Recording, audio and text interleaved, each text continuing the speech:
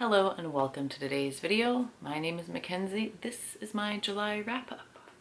I read 7 books in the month of July. I'm so happy with that number. I read some good books, I think. We'll reflect on them in a moment. So 7 books. I've read a total of 2,075 pages. It took me on average 8 days to finish a book. Is that the most accurate? No, because I always forget to put them in my story graph. I try, but I forget. I'll screen record so I can put it up here. My reading stats will be here. So this is for the month of July, 7 books, 8 days average time to finish. The moods, most books I read were lighthearted, funny, and emotional, which fits with summer. I just want fun, light summer reads that I can just read at the beach, basically. Or just read when I'm relaxing with the kids, you know? Yeah. What about books? Yeah, I don't know. I didn't read that many big books. So, yeah, fiction, always. I didn't read any nonfiction this month. And again, my main read's romance. So this month it was I guess it's August today. Anyways, July, I read romance, contemporary, and manga. Mostly print. I don't think I listened to any full audiobooks this month. I didn't. Yeah.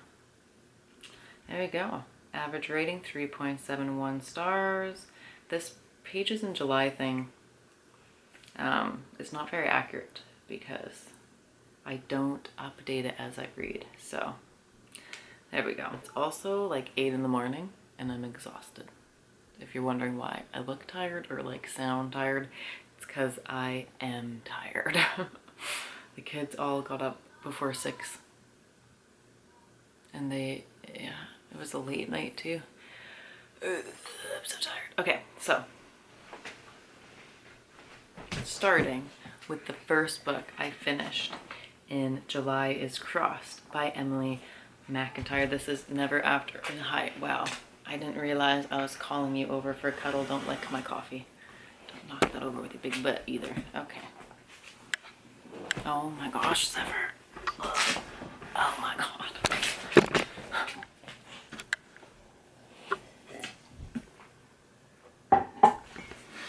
It's chaos. Okay. So, I read Never After, which is number 5 in the Ever After series. This was my least favorite out of those, I have to say. I did not like it. I thought that it was just, I read most of it with this expression. Next, I read some manga. I read volume 1 and 2 of Choking on Love. Okay, so this series is cute. It's set on college students and it's about Hibari, and she's an art student and she wants to be a graphic designer, and she meets Gaku, and he's a guitarist in a small band at the same university, and she ends up meeting him, hanging out with him, and then helping design their poster. And they start a relationship, I think. Basically, that's where it's going. So I really like these. They're cute and I will continue them. I just have the first 2 right now. Okay, the next book I read is Her Day to Die by Sage Rel Ann. Her Day to Die. It's a small book. It's just 237 pages. There's things about it that I thought were interesting and could be good, which is why I gave it 3.75, because it was meh, but there were a few things I liked. I don't know how much detail I want to give because the thing I want to talk about is a spoiler. I don't want to spoil it for you. So basically, it's a main girl and her brother and her secret boyfriend die in a car crash, and then her parents go off somewhere, so she goes to live with her secret boyfriend's brothers, his family because they're neighbors basically. And then are they I don't remember if they're neighbors or live in the same neighborhood. And then her brother was friends with that family. So it goes over her grief. And then it's also a morally gray why choose romance that infuses grief. Oh, that fuses grief, danger, possessive devotion. Yeah, so I've quoted that last part. And there's more to the story than that. There's like a lot. So like, I wasn't super sold on it because I was kind of like, eh.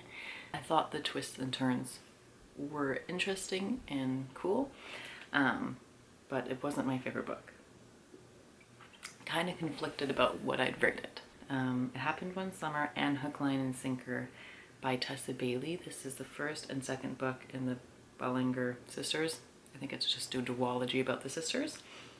The first one is about Piper, and she's like a socialite, but she ends up going to jail after throwing a big party and breaking and entering a hotel.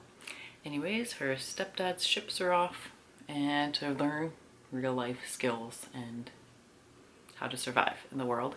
And she ends up falling for a fisherman, a captain of a king crab boat, I don't know, captain of a boat. Anyways, they fall in love. The second book is about her sister. I like the series. I know some people don't. Some people have a problem with like the romance scenes and like Tessa Bailey's writing. I don't know. Some parts, like if I'm reading it, I'm like, eh. I just kind of like quickly read that scene. You know what I mean? Just skim through it. But I liked the story. I liked the characters, and I thought it was cute. And then at the end of the second book, it wraps up both storylines, like both characters, and it was just nice. And then also this book is set on the West Coast in the States, on like a small fishing town. And when I was reading it, I was camping, and then I live on the West Coast of Canada. So the vibes were there. I was camping on the beach, reading a book about people that lived in a coastal town fishing. It was perfect. Maybe I'll put a picture up here of what the beach looked like when I was reading one day. And then the last book I read was the Rom-Commers by Catherine Center. And this one, okay, I liked it. So it's about a script writer who ends up getting tricked by her friend into going to LA, I believe, to help one of her favorite screenwriters. Oh, screenwriter, not scriptwriter. Anyways, her favorite screenwriter to help him fix his rom-com. And so they, of course, grow feelings for each other.